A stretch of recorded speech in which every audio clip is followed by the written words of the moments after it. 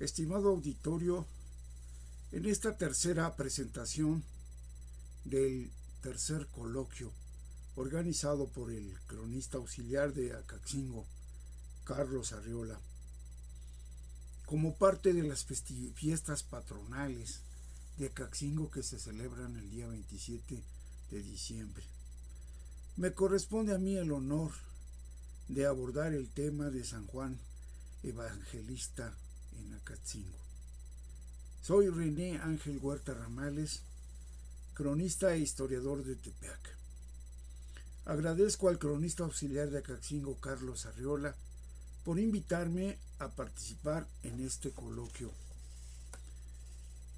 Entrando en el tema que me corresponde exponer, primero hay que precisar que en la época de nuestro Señor Jesucristo existieron dos personajes con el nombre de Juan.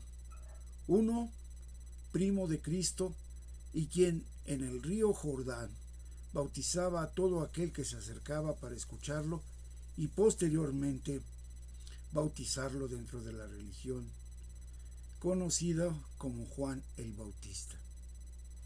El segundo personaje fue un joven pescador que junto a su hermano Santiago, Jesucristo les pidió que fueran sus seguidores uniéndose al grupo de apóstoles, el más joven de ellos y quien tuvo un gran cariño por su maestro.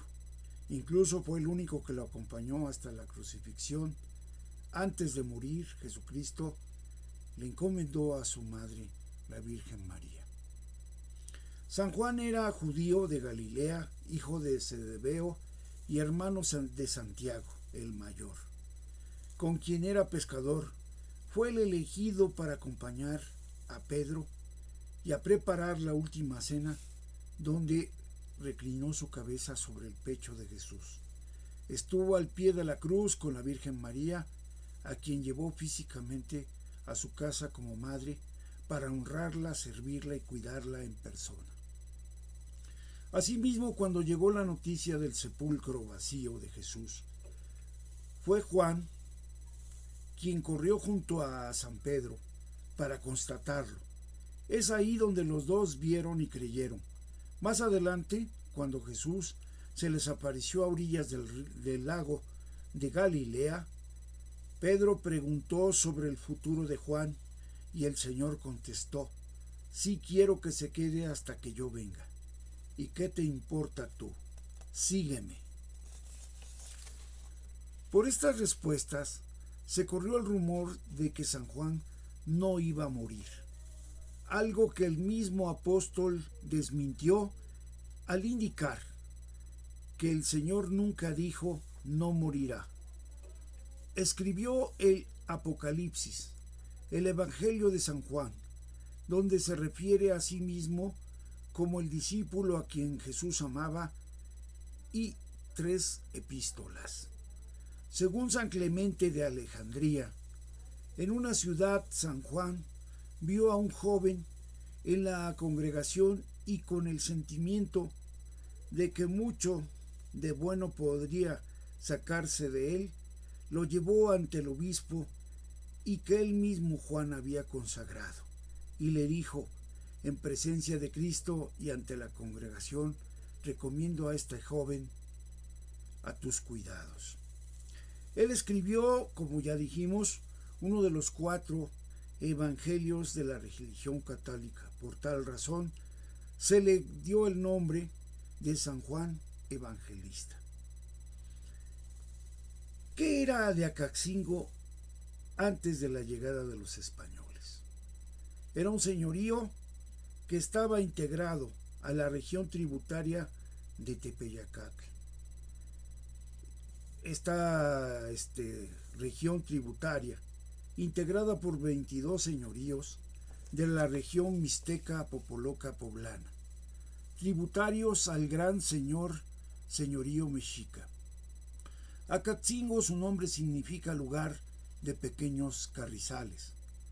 Esto es fundamentado en los códices Manual de Tributos y el Códice Mendoza o Mendocino.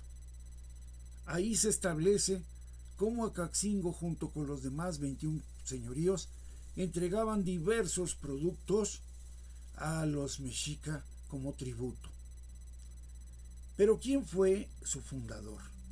De acuerdo al códice de la historia tolteca chichimeca, fue Acatzin, un jefe o guerrero que formó parte de la relación de hombres que salieron del mítico Chicomostoc, la caverna de las 7 cuevas, ubicado dentro del Colhuacatepec o Cerro del Coyote, del cual no se precisa su ubicación, con el objeto de ayudar a sus hermanos de raza, los tolteca chichimeca, que habían sido suprimidos, casi esclavizados, por los olmecas Xicalanca de Cholula. Después de lograr vencer a los olmecas de Xicalanca de Cholula y a sus aliados, recibieron como gratificación cada uno de estos 7 pueblos un territorio para formar su señorío, estableciéndose los Cuauhtinchanclaca en un lugar al cual llamaron el Nido de las Águilas, el Xiuquem, y conquistando a los pueblos que estaban dentro de un enorme territorio a partir del año de 1168. Años después es muy probable que funde Acatzin el pueblo de Acatzingo.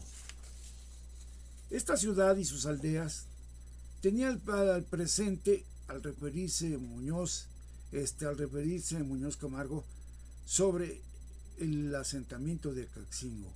Esta ciudad y sus aldeas tendrían al presente 8,000 vecinos naturales, poco más o menos, en que entran los vecinos de una aldea sujeta a ella Tepeaca, que es grande y se llama Acatzingo, en la cual se proveen de agua de una fuente de 30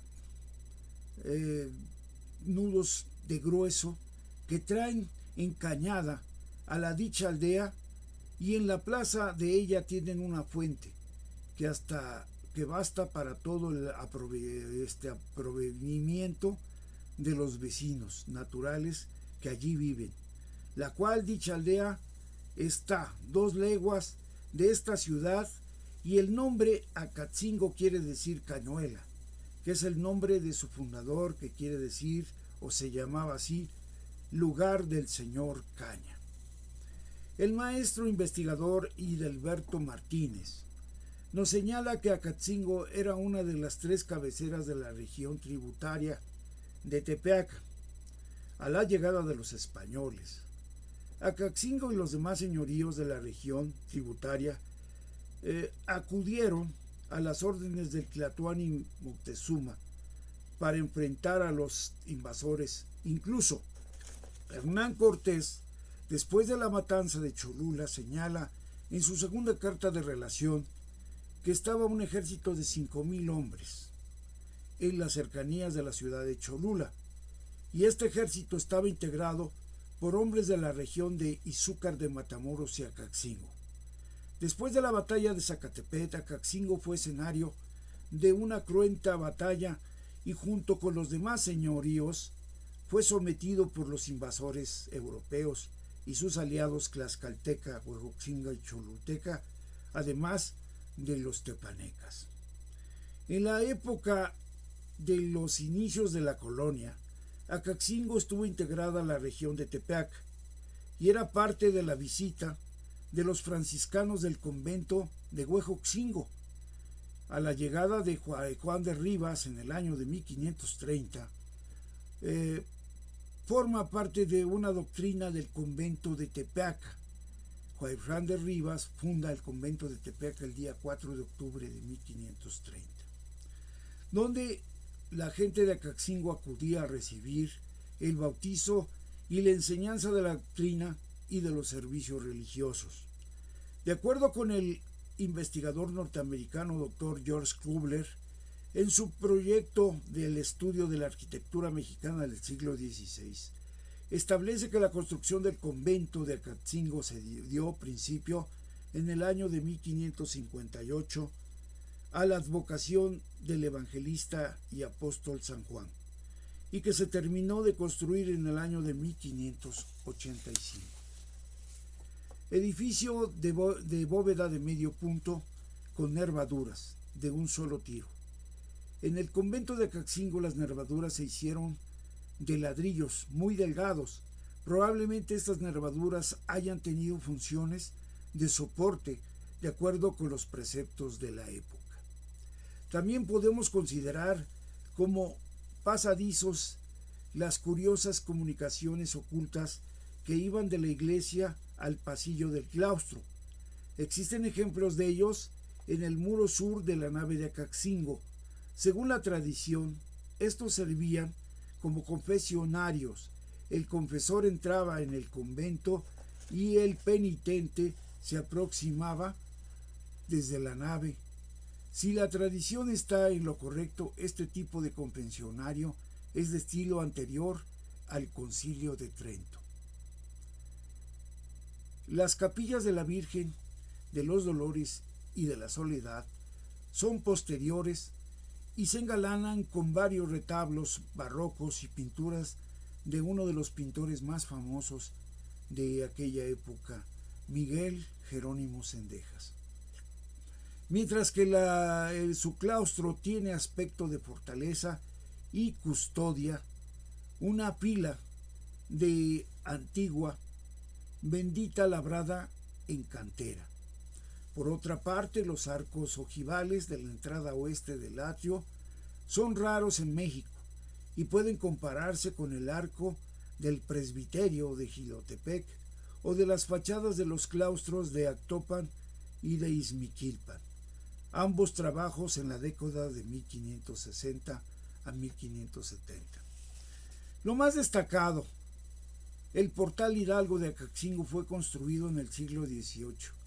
Es el más largo de América Latina, con una longitud de 168 metros y 47 arcos. Subraya Fernando y agrega que en su azotea el capitán Rafael Romero perdió la vida el día 3 de junio de 1876, defendiendo al gobierno de Sebastián Lerdo de Tejada y a la población. También tenemos la primera pila bautismal de la Nueva España, que está en el exconvento, y una réplica de la presidencia municipal. Es muy importante a veces que en la contraparte, que esta fotografía de la pila bautismal se encuentra en los misales romanos que ocupan los sacerdotes para sacar las lecturas del diario. Acaxingo ha sido cuna de personajes destacados a nivel nacional y mundial. Aquí nació el gobernador interino de Puebla, Ignacio Romero Vargas, también el escritor Ernesto Tamariz, que hizo el altar a la patria con los niños héroes de Chapultepec, el capitán Carlos Camacho Espíritu, fundador de African Safari, el músico y compositor Aurelio Machorro y Pascual Machorro. Y también no podemos olvidar al gran maestro escritor Melitón Salazar Monroy.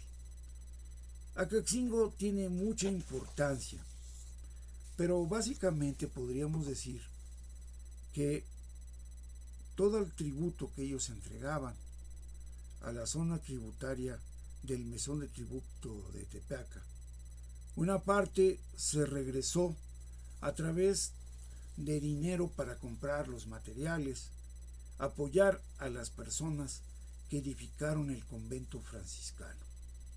Un orgullo, aunque ya muy poco se rescata de los retablos. La abundante está en la capilla de la Soledad y en la parroquia. Sí podemos decir que el convento cumplió una función muy importante: evangelizar a todos los nativos de 13 poblaciones cercanas a Acaxingo, las cuales estaba habitado el convento por 3 franciscanos, un sacerdote y 2 legos, los cuales visitaban estas 13 comunidades evangelizando y procurando enseñar la doctrina y la Biblia a todos los originarios de esta tierra. Mi comentario creo que en su momento lo voy a ahondar, lo voy a aumentar, porque tengo la promesa del organizador de este coloquio de que regresaré a Caxingo a dar una plática de manera personal y no virtual, donde voy a aclarar todas las dudas que existan y voy a darle exposición. Incluso también hablaré de algo que es muy importante. Por ahí se dio un conflicto en el cual Acaxingo solicitó su escudo y su título de ciudad y su escudo de armas, lo que lamentablemente no fue otorgado porque los principales, no bien aconsejados, al hacerse una serie de dirigencias, ellos declararon que reconocían y reconocieron a Tepeaca como la cabecera de esta comarca, de esta región, por lo cual no pudieron. El soberano español Felipe II no otorgó el título de armas ni el escudo, el título de armas, perdón, el título de ciudad y el escudo de armas. Agradezco a ustedes su gentileza, su atención, y quedo a sus órdenes en Tepeaca como cronista e historiador. Muchas gracias.